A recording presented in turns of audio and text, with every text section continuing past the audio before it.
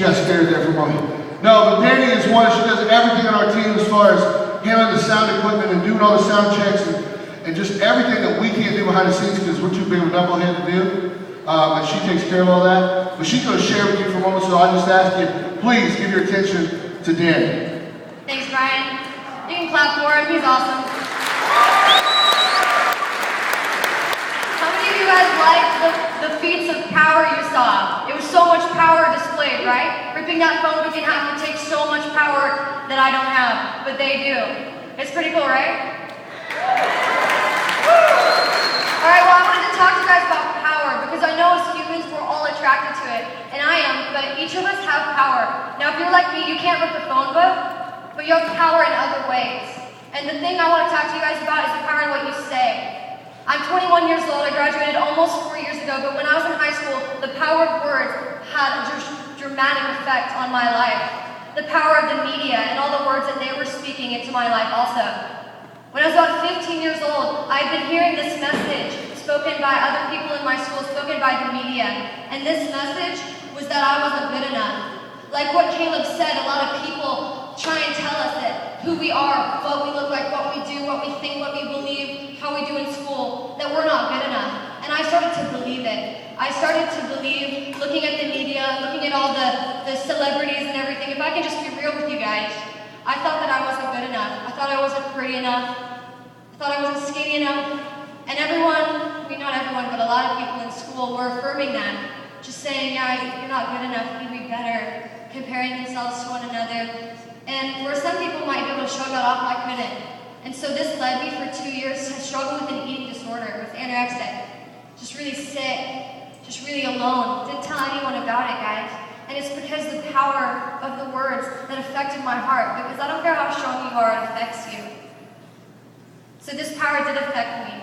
And I heard it affect the other people. It affected the other girls in my school that were pressured by their boyfriends to do a certain thing, or pressured by their friends to go to parties and to drink and to do crazy drugs and all this stuff. The power is around us everywhere, guys. But I want to tell you that there's also hope, because there's also a power in something called a choice. Do you guys know about choices you can make? You're faced with them every single day. I made a choice. After that 2 years, I went and I got help. I started talking to someone, being open and saying, hey, this is what I'm dealing with. And someone came to me, and it was a lady from a really close family friend of mine, and she started reversing the lies that were told to me. She started saying, no, you are good enough.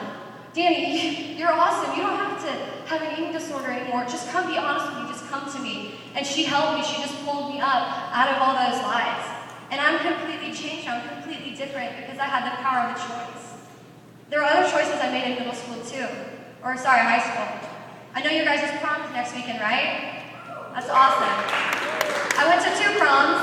It was a great time, really fun. But I know, along with proms, again, if I can be real, we're all adults. There's so many choices you can make. Not just what dress you're going to wear, girls, or what girl you're going to ask, guys, but the choice of, you know, what are you going to go do after? Are you going to go to a party? Are you going to go do a lot of drugs? Are you going to be pressured by people in your school? I went to both proms, and guys, to this day, I haven't touched alcohol. I haven't drank it. I haven't done any drugs. Haven't done all that crazy stuff. And that was one of the reasons that people kind of made fun of me in high school. But now, I'm so glad. I don't have all those bad memories to look back on. I don't have a bunch of things that I regret in school. And I didn't lose anything. I didn't give up anything that I didn't want to. And now people respect me for it. And it was all because of the power of a choice. So I want to leave you guys with one question to think about, and that's what's controlling you. Is a lie controlling you, or is truth controlling you? Eventually, truth won out, and I believed in who I was, and from that power inside of me, of believing the truth, I was able to change my life and not listen to the lies anymore.